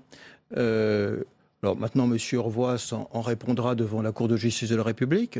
Vu la façon dont elle fonctionne, il sera peut-être condamné à une amende dans 2 ou 3 ans. À l'exercice de la justice. Oui, tout à fait. Donc il sera condamné à une amende vu le fonctionnement de la Cour de justice de la République. Alors j'espère. Ça aussi, c'est une réforme constitutionnelle que nous appelons de nouveau. De la suppression de la CJR. Aujourd'hui, si on résume, on a quand même cet article 5 de l'ordonnance de décembre 58. Les magistrats du parquet sont placés sous l'autorité du garde des Sceaux. L'article 64 de la Constitution qui consacre l'indépendance de la justice et l'article 16, pour être tout à fait complète, de la Déclaration des droits de l'homme et du citoyen qui consacre la séparation des pouvoirs. Ça ne suffit pas aujourd'hui, Laurence Bisson. Ça ne suffit pas et on le voit aujourd'hui. Et je crois que c'est ça qui est intéressant dans cette affaire finalement, c'est que ça montre qu'est-ce que c'est au quotidien que cette situation de dépendance entre l'exécutif et les magistrats du parquet. Évidemment que dans le traitement de chaque dossier, il n'y a pas le ministre de la Justice qui est sur votre épaule lorsque vous êtes magistrat au parquet. Néanmoins, il y a toujours ces facultés, ces possibilités-là. Vous allez par exemple avoir à la fin de cette année, au début de l'année prochaine, plus exactement l'année prochaine, la nomination du procureur de la République de Paris. Parce que le procureur de la République de Paris va arriver à la fin de la durée de son action à Paris. Est-ce qu'on peut penser une seule seconde qu'en l'état du droit et qu'en l'état des textes, cette nomination ne va pas être une nomination qui va être regardée et prise par le pouvoir avec évidemment une volonté politique précise ou avec des arrière-pensées? Eh bien, ce qu'il faut faire aujourd'hui, c'est précisément retirer à l'exécutif cette possibilité, ce pouvoir de nomination. Les présidents de juridiction, les premiers présidents de juridiction sont aujourd'hui nommés par le Conseil supérieur de la magistrature, sur l'initiative du Conseil supérieur de la magistrature, dont certains membres sont nommés notamment par le président du Sénat, le président de l'Assemblée nationale, le président de la République. Nous pensons que ça devrait être les assemblées, en réalité, qui devraient avoir un pouvoir de proposition. Il faut absolument couper ce lien. Il faut permettre d'éviter cette suspicion majeure et ces facultés d'immixtion du pouvoir dans le cours de la justice. Un cas concret avec le procureur de la République de Paris, ça sera forcément une nomination politique? Je vous ai dit tout à l'heure que j'étais contre les procès d'intention. Ce sera considéré comme ça. Ce sera considéré comme ça, ce qui sera regrettable d'ailleurs, à la limite, ce sera regrettable. Donc il faut veiller à ce que les conditions de sa désignation se passent de façon objective et normale, et que ce soit ses qualités professionnelles qui l'emportent. Le Parlement a son mot à dire, Jean Bignon, selon vous? À mon avis, je ne vois pas bien ce que le Parlement va faire là-dedans. Non, c'est le Conseil supérieur de la magistrature. On n'a rien à faire dans cette affaire. Je pense que renforcer le rôle du Conseil supérieur de la magistrature, dont vous avez loué la composition assez ouverte, et donc ça, on peut que s'en féliciter. On peut peut-être améliorer de ce côté-là encore, mais à mon avis, ça me paraît vraiment l'outil utile pour garantir le fait qu'il n'y a pas d'erreur, il n'y a pas de copinage, il n'y a pas de... parce qu'en fait, c'est ça, ou de récompense ou de sanction, comme vous dites dans vos déclarations. Donc je peux comprendre que vous soyez attentif à ça. Ce qui est dommage, au fond, c'est que c'est toujours le fait divers qui fait... parce que combien il y a d'affaires par an qui remontent, comme vous dites? Avant 2012, il y en avait beaucoup. Il y avait même des immixtions très concrètes du pouvoir dans le suivi des dossiers. Et il y en a beaucoup moins depuis 2012. Mais 2017. Oui, mais que la situation soit plus satisfaisante qu'elle ne l'était par le passé ne permet pas de supprimer le soupçon. Depuis les années 90, depuis que des juges ont osé s'attaquer à des affaires sensibles, eh bien, il y a ce rapport de force qui se construit, qui évolue, mais qui ne change pas entre la justice et le pouvoir exécutif. Il est perçu par les magistrats, par l'opinion publique? Oui, par l'opinion publique. Je pense qu'il y a un problème aussi de confiance dans la justice. C'est le principe d'égalité devant la loi qui est en question. L'égalité devant la loi qui est un fondement de la République. Si on a le sentiment qu'il n'y a pas une véritable égalité devant la loi, eh bien, qu'il y a une justice à deux vitesses, une justice de classe, disait-on avant, effectivement, ce n'est pas une situation satisfaisante, ça c'est sûr. Mais c'est une justice à deux vitesses. Non, mais moi, je partage l'idée selon laquelle il faut évidemment que, quelle que soit sa situation, tout le monde soit traité de la même manière sans état d'âme aucune. Enfin, personne ne peut remettre ce principe en cause. Et Dieu merci d'ailleurs. Bon, après, la question, elle est effectivement ce que dit mon collègue M. Bignon, c'est qu'on prend toujours un exemple particulier et on en fait une généralité. Alors, il est important de dire ce qu'on pense de ce qui vient de se passer. Il est tout aussi important de dire aussi que globalement, les choses se passent plutôt bien et que si on peut améliorer le système dans un objectif qui permet de limiter autant que faire se peut, parce que c'est quand même ça l'objectif d'avoir ces types de polémiques, c'est rassurant pour tout le monde et c'est surtout rassurant pour le justiciable lui-même qui a la confiance dans une fonction régalienne absolue qui est celle de la justice, évidemment. La loi progresse par les scandales. Merci Eric Alt. Pardon, on a plus beaucoup de temps, Jean Mignon, merci à vous. 20 secondes, la justice à deux vitesses.